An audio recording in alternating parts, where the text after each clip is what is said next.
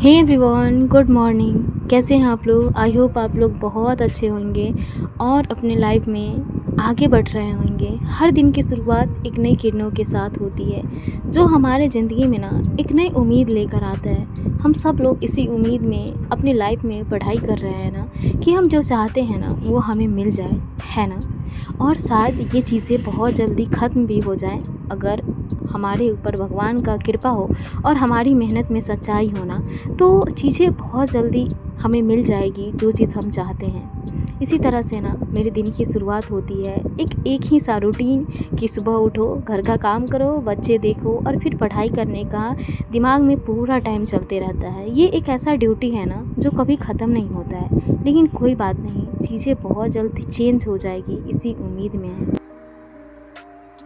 Hey everyone, अभी time हो गया है 12 बज गए हैं, 12:09 हो गया है और सब कुछ करके फ्री होकर अभी मैं बैठी हूँ पढ़ने के लिए।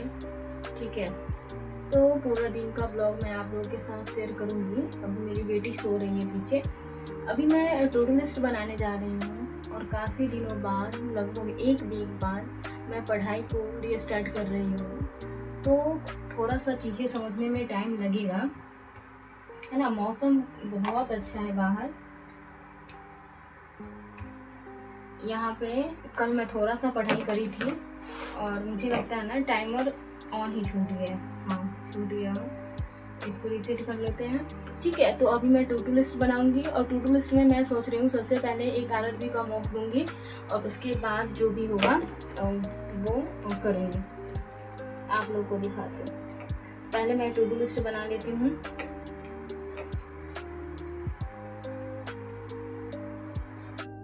और जितने सारे लोग पढ़ाई करते होंगे ना, हर स्टूडेंट अपना प्लानिंग ज़रूर ही करता होगा कि हमें क्या क्या पढ़ना है, क्योंकि एक अनप्लान्ड डे जो होता है ना वो कैसे बीत जाता है पता ही नहीं चलता और हमारे माइंड को बस बहाना चाहिए कि पढ़ाई ना करें, है ना।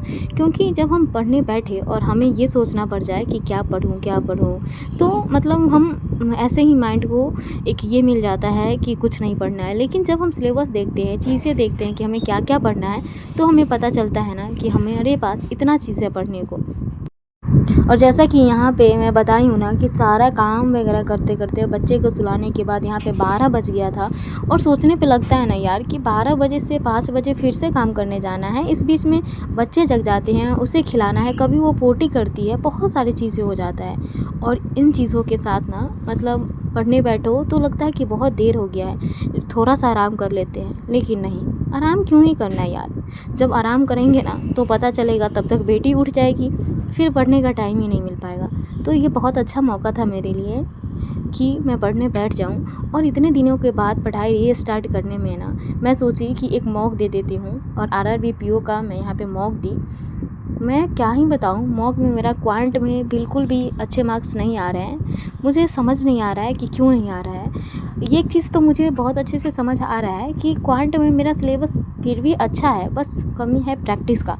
और प्रैक्टिस के लिए ना मैं काफ़ी दिनों से सोच रही हूँ कि स्मार्ट कीटा का जो मॉक ड्रिल्स आता है ना वो परचेज़ करूँ, लेकिन अभी नहीं कर पा रही हूँ। कुछ दिन में मैं सोच रही हूँ कि स्मार्ट कीटा का, क्योंकि क्वेश्चन वहाँ पे अच्छा होता है और चीज़ें जब तक हम टाइमर के साथ स्पीड नहीं आता है। टाइम अगर आपके साथ रहता है ना, आपके पास रहता है, तो आप उसको जल्दी जल्दी सॉल्व करते हैं।